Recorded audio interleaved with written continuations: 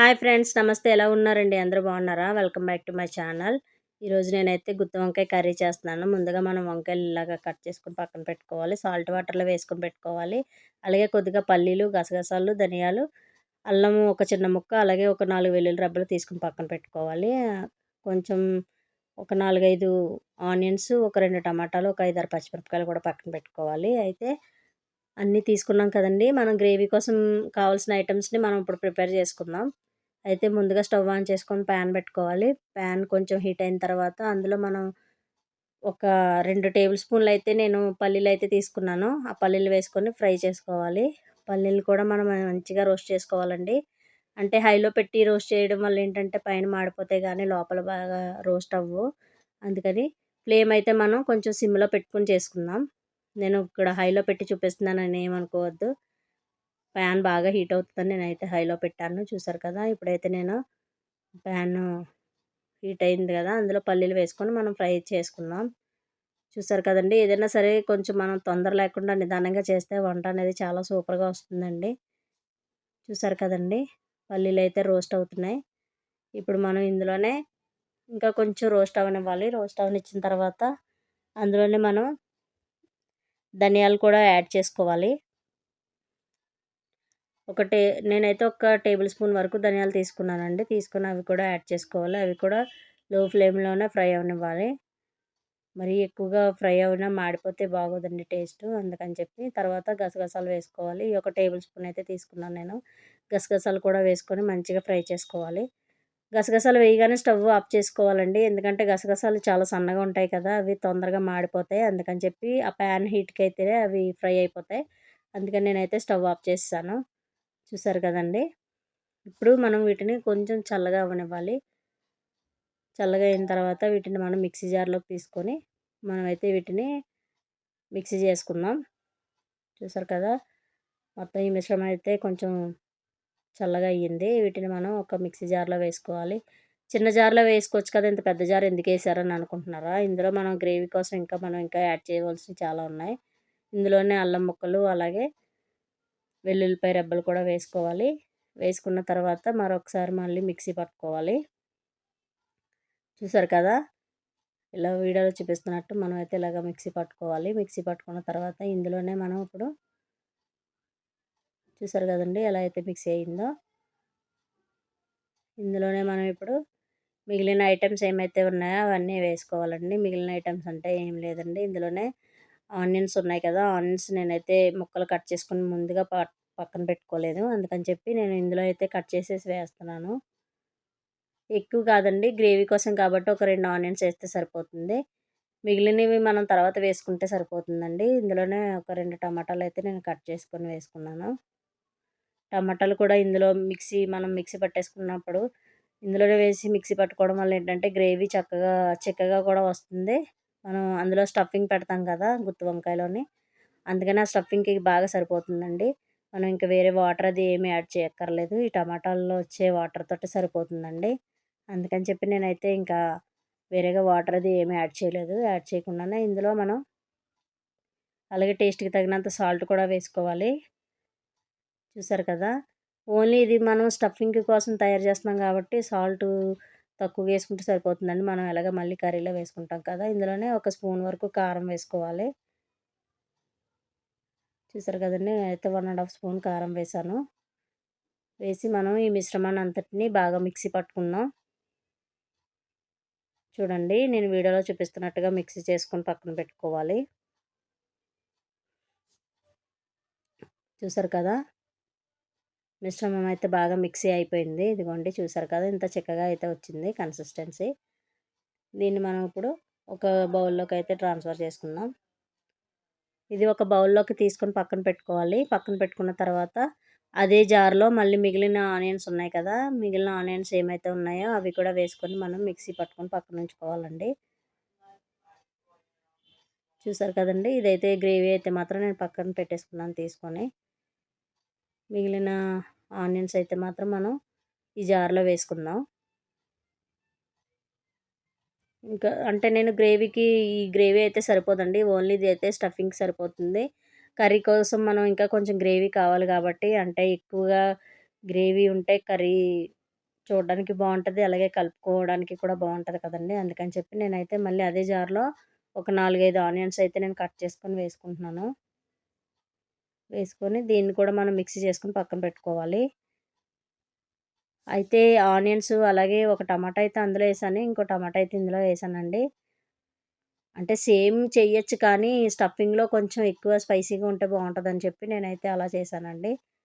ఓకేనా ఫ్రెండ్స్, చూసారు కదా! గ్రేవీ మళ్ళీ మనం ఒకసారయితే మిక్సీ పట్టుకొని పక్కన పెట్టుకుందాం. ఆనియన్ గ్రేవీ అంతా. చూసారు కదండీ! గ్రేవీ అయితే మాత్రం ఇలా అయ్యింది. చూసారు కదా! ఈ గ్రేవీని మనం పక్కన ఉంచుకుందాం. అయితే ఇప్పుడు మనం ముందుగా మనం బ్రింజల్స్ అయితే కట్ చేసుకొని పక్కన పెట్టుకున్నాం కదండీ! వంకాయలు. మనకి నేనైతే కట్ చేసి ఒక హాఫ్ అన్ అవర్ అయిందండి. ఒక హాఫ్ అన్ అవర్ తర్వాత అయితే నేను అంటే సాల్ట్ వాటర్‌లో వేసి ఉంచాను. సాల్ట్ వాటర్‌లో వేసి ఉంచడం ఎందుకంటే వంకాయలు నల్లగా అవ్వకుండా ఉంటాయండి. అందుకని చెప్పి నేనైతే అందులో సాల్ట్ వాటర్‌లో అయితే వేసి ఉంచాను. చూసారు కదా! మనం తయారు చేసుకున్న స్టఫింగ్ ఏదైతే ఉందో మిశ్రమాన్ని ఇలాగ వంకాయలు అయితే మనం స్టఫ్ చేసుకోవాలి. వంకాయలు ఇలా కట్ చేసుకొని మీరు వంకాయలనేసరికి వంకాయల్లో చాలా రకాలుంటాయండి. పొడవు వంకాయలుంటాయి, పొట్టి వంకాయలుంటాయి, అలాగే నల్లటి వంకాయలు కూడా ఉంటాయి. ఇక్కడ హైదరాబాద్ సైడ్ అయితే ఎక్కువ నల్ల వంకాయలుంటాయి. నేనైతే ఇలా లేత వైలెట్ కలర్‌లో ఉన్న వంకాయలైతే మాత్రం చాలా అంటే లేతగా ఉంటాయి. అలాగే టేస్ట్ కూడా బావుంటదండి. అయి లావుగున్న వంకాయలు అదే బాగా బ్లాక్‌గా ఉన్న వంకాయలైతే అవి ఉడకవండి. అయైతే మాత్రం ముందుగా మనం ఆయిల్‌లో ఫ్రై చేసుకొని వండుకోవాలి. ఇవైతే డైరెక్ట్ ఆయిల్‌లో వేసేసినా సరే తొందరగా మగ్గిపోతాయి. అందుకని ఈ వంకాయలు తీసుకున్నాను నేను. చూసారు కదా! ఈ వంకాయల్లో స్టఫింగ్ అయితే మనం మొత్తం పెట్టేసుకోవాలి ఇలాగా. మిగిలిన వంకాయలన్నీ కూడా స్టఫ్ చేసుకొని పక్కన పెట్టుకోవాలి. చూసారు కదండీ! మనం గ్రేవీ తయారు చేసుకోవడం ఒకటే కొంచెం కష్టంగా ఉంటదండి. మిగిలిన ప్రాసెస్ అంతా మాత్రం చాలా ఈజీగా ఉంటది. చూసారు కదా! ఇప్పుడు మనం స్టవ్ ఆన్ చేసుకొని మళ్ళీ ఒక వెడల్పాటి గిన్నె పెట్టుకుందాం. ఎందుకంటే ఇది కర్రీ కాబట్టి ఒక ఇంత వెడల్పున్న గిన్నె అయితే బావుంటదండి. నేనైతే ఇది పెట్టుకున్నాను. ఈ బౌల్ పెట్టుకొని అందులో మనం కర్రీకి తగినంత ఆయిల్ వేసుకోవాలి. చూసారు కదా! ఆయిల్ హీట్ అయిన తర్వాత మనం అందులోనే ముందుగా కట్ చేసుకొని పక్కన పెట్టుకున్నాం కదండీ పచ్చిమిరపకాయలు. పచ్చిమిరపకాయలైతే అవి అందులో వేసుకోవాలి ఆయిల్‌లో. వేసుకున్న తర్వాత మనం అందులోనే వంకాయలు కూడా వేసుకోవాలండి. ముందుగా ఆయిల్ అయితే హీట్ అవుతుంది కదా!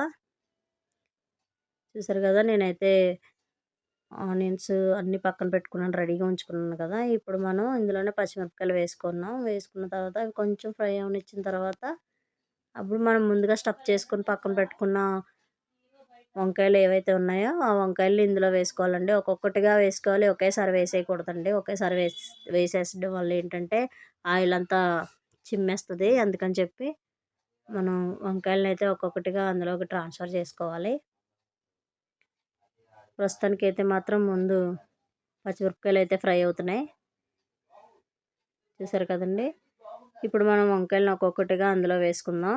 ఆయిల్‌లో వేసుకోవాలి. ఆయిల్‌లో వేసినప్పుడు కొంచెం జాగ్రత్త అండి. స్టవ్ సిమ్‌లో పెట్టుకొని వేసుకోండి. పెట్టుకొని వేసుకోవడం వల్ల ఏంటంటే ఆయిల్ అది బయటికి చిమ్మకుండా ఉంటుంది. చూసారు కదా! మనం స్టఫింగ్ చేసుకున్న వంకాయలన్నీ ఒకదాని మీద ఒకటి అలాగా మొత్తం బౌల్ అంతా పట్టేటట్టు అంటే ఇంకా కొంచెం పెద్దదే తీసుకోవాలి బౌలు. కాపోతే ఏంటంటే ఈ వంకాయలకి సరిపోతదనిపించింది నాకు. అందుకని ఇందులో చేస్తున్నానండి. చూసారు కదా! ఇప్పుడు మనం మూత పెట్టుకొని మగ్గనివ్వాలి. ఇందులోనే కొద్దిగా కరివేపాకు కూడా వేసుకోవాలి టేస్ట్‌కి. చూసారు కదండీ! వంకాయలైతే మగ్గుతున్నాయి. ఈ వంకాయలు మగ్గేటప్పుడు ముందే మనం ఒక ఏమంటారు గరిటె పెట్టి తిప్పేయకూడదండి. కాసేపు మగ్గనివ్వాలి. మగ్గిన తర్వాత అప్పుడు మనం గరిటెతో నెమ్మదిగా టర్న్ చేసుకుంటే సరిపోతుందండి. చూసారు కదండీ! ఇంకా నా ఛానల్ ఎవరైతే సబ్స్క్రైబ్ చేయలేదో ప్లీజ్ సబ్స్క్రైబ్ చేయండి. నా ఛానల్ మీకు నచ్చితే సబ్స్క్రైబ్ చేయండి, లైక్ చేయండి, షేర్ చేయండి. ఓకేనా ఫ్రెండ్స్? ఇంతవరకు నన్ను సపోర్ట్ చేస్తున్న మీ అందరికీ చాలా చాలా థ్యాంక్స్ అండి. చూసారు కదా! వంకాయలు కొద్దిగా మగ్గిన తర్వాత మిగిలిన స్టఫింగ్‌లో మిగిలిన మిశ్రమం ఏదైతే ఉందో ఆ గ్రేవీ అంతా ఇందులో వేసుకోవాలి. అలాగే మనం ఆనియన్స్ సెపరేట్‌గా మిక్సీ చేసాం కదండీ! ఆ గ్రేవీని కూడా ఇందులో వేసుకోవాలి. అయితే ఇందులో మనకి కారం సరిపోదండి. కారం, ఉప్పు మళ్ళీ ఒకసారి వేసుకోవాలి మనం.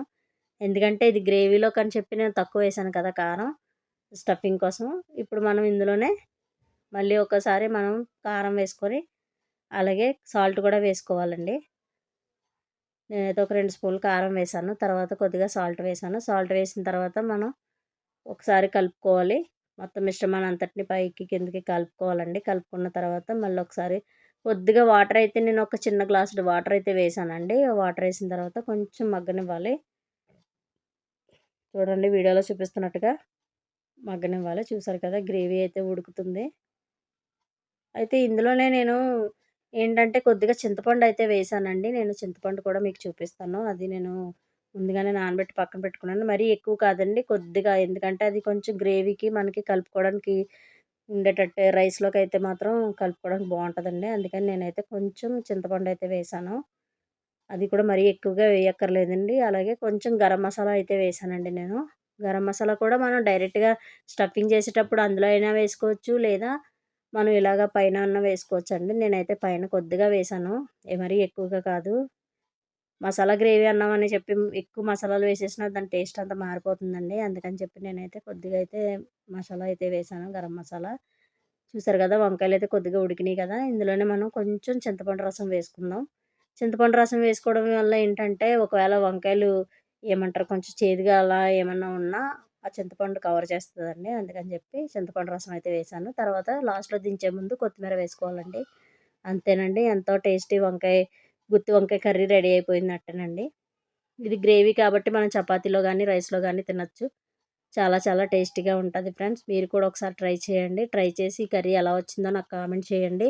ఓకేనండి. నా ఛానల్‌లో కంటెంట్ మీకు నచ్చితే లైక్ చేయండి, షేర్ చేయండి, సబ్స్క్రైబ్ చేయండి.